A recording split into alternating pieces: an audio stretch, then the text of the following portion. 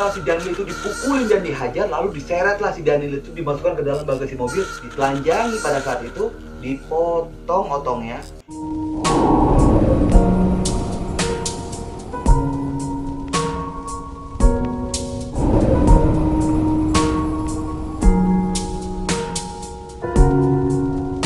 Halo guys, balik lagi dalam channel gua. Untuk video gua kali ini, gua pengen ngebahas tentang kematian tragis seorang pesepak bola profesional asal Brazil. Bagaimana kisahnya? Yuk, mari kita simak. Jadi guys, seperti yang kalian ketahui bahwa Brazil merupakan negara yang tingkat kekerasannya tertinggi. Bahkan kematian di Brazil itu sangat tinggi akibat tindakan kriminal. Dan di Brazil sempat digemparkan pada tanggal 27 Oktober 2018 ditemukan seorang mayat berjenis kelamin laki-laki dalam kondisi mengenaskan. Dan setelah dilakukan identifikasi oleh polisi, ternyata pria tersebut bernama Daniel Correa. Dia merupakan atlet pesepak bola asal Brazil, berasal dari klub ternama Brazil yang bernama Sao Paulo. Perlu kalian ketahui bahwa Sao Paulo itu klub yang menghasilkan bintang-bintang dunia. Dikarenakan Daniel itu berasal dari klub tersebut, jadi gempalah seantero Brazil pada saat itu. Sedikit berbicara tentang karirnya si Daniel ini. Walaupun dia berada di dalam klub ternama yaitu Sao Paulo, tetapi kalau dilihat dari debutnya hingga saat ini, ternyata Daniel itu pemain yang biasa-biasa aja. Dia itu pemain yang identik dengan selalu dipinjamkan dari klub satu ke klub lainnya.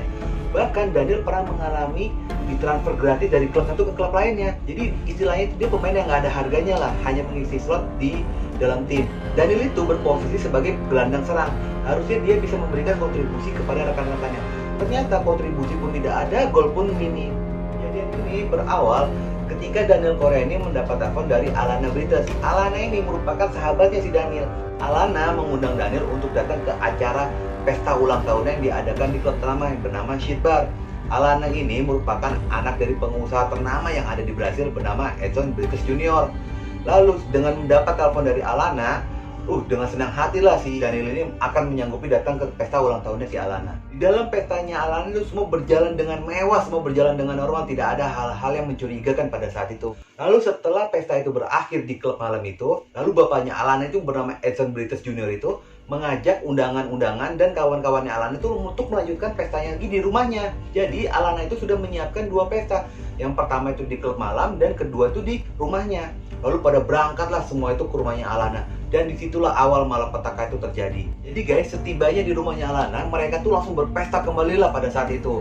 Lalu, gak selang lama dari situ, Alana dan ibunya, Christina Brites ini, meminta izin untuk istirahat duluan karena mereka merasa capek lah pada saat itu. Lalu Alana dan ibunya itu pergilah ke kamar masing-masing. Tiba-tiba pas ibunya masuk ke dalam kamar tuh dia ikut-ikutan gitu ke dalam kamar. Jadi guys, gue sebenarnya bingung deh apa yang ada di dalam pikiran si Daniel Correa ini. Apa memang sebelumnya dia sudah merencanakan seperti itu? Atau memang dia pada saat itu dalam pengaruh alkohol, atau dia tuh mencari sensasi kepada teman-temannya. Karena poinnya, ketika dia masuk ke dalam kamar dan berpose di atas ranjang berdua dengan ibunya Alana, dia itu sempat mengirimkan foto tersebut ke WhatsApp teman-temannya. Dan dia berkata bahwa dia akan meniduri ibunya Alana, sedangkan suaminya ada di rumah. Berarti kan kondisinya dia itu dalam kondisi sadar kan? Kok dia berani-beraninya seperti itu ya? Jadi pada saat si Daniel Correa itu berada di dalam kamar kepergok, langsung ditariklah si Daniel itu keluar, dipukulin pada saat itu. Hanya guys, di sini tuh ada dua versi cerita. Yang pertama itu versi cerita dari istrinya, yang kedua tuh versi cerita dari si Edson ini. Jadi istrinya itu bilang kalau si Daniel itu baru mau akan memperkosa, lalu kepergoklah oleh si Edson ini. Tetapi di versinya si Edson ini ketika akan masuk ke kamar, kondisi itu terkunci kamarnya dan didobraklah sama si Edson itu. Dan posisi Daniel ketika itu sudah di atas badan si istrinya. Entah mana yang benar, tergantung kalian yang menilai. Si Daniel itu dipukulin dan dihajar, lalu diseretlah si Daniel itu, dimasukkan ke dalam bagasi mobil, dibawa ke tengah hutan. Dan setelah sampai di tengah hutan itu, si Edson itu memeriksa handphone si Daniel. Emosinya memuncak kembali ketika dia melihat bahwa foto istrinya bersama si Daniel itu sudah disebarluaskan ke teman-temannya si Daniel. Itu nggak pakai pikir panjang si Edson, karena dia sedang membawa pisau. Langsung digorok lehernya si Daniel dan ditelanjangi pada saat itu, dipotong otongnya. Keesokan harinya, ibunya si Daniel itu telepon ke Alana, ingin menanyakan kabar Daniel. Kenapa setelah pesta si Daniel itu nggak pulang ke rumah? Lalu si Alana ini menjawab bahwa setelah pesta si Daniel itu pulang. Dan dalam kondisi pesta itu semua itu berjalan lancar, normal, nggak ada hal-hal aneh untuk meredakan kekhawatiran dari ibunya si Daniel ini. Karena Alana itu sahabatnya Daniel, ibunya percaya aja kan, oh ya udahlah. Tetapi nggak selang lama dari situ, jasadnya Daniel ditemukan oleh pengendara mobil yang lain karena banyak genangan darah di jalanan. Setelah 3 hari dari penemuan jasad Daniel Correa, tepatnya pada tanggal 1 November 2018, Edson Brites itu menyerahkan diri ke polisi dengan mengakui semua pembunuhan yang dilakukan ke Daniel Correa ini. Edson itu mengakui bahwa pembunuhan itu dilakukan oleh tunggal. Tetapi berdasarkan hasil penyelidikan polisi, ternyata pengakuan Edson itu bohong. Pembunuhan itu dilakukan oleh beberapa orang. Dan muncullah 8 nama orang yang terlibat dalam pembunuhan Daniel Correa. Berikut nama-namanya.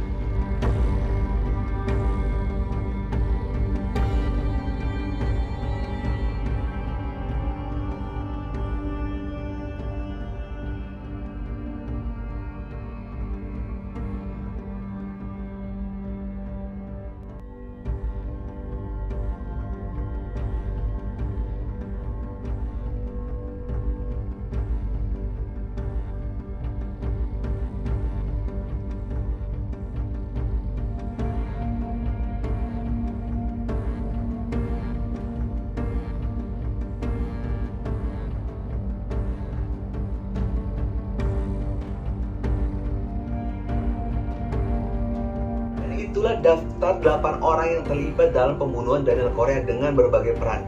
Dan berdasarkan hasil penyelidikan polisi Brasil pada saat itu, ternyata Edson Brites itu masih berhubungan dengan kartel narkoba. Dan satu lagi nih guys, ternyata ada rekaman CCTV di mana pada saat itu Cristina itu mencium Daniel ketika di dalam bar.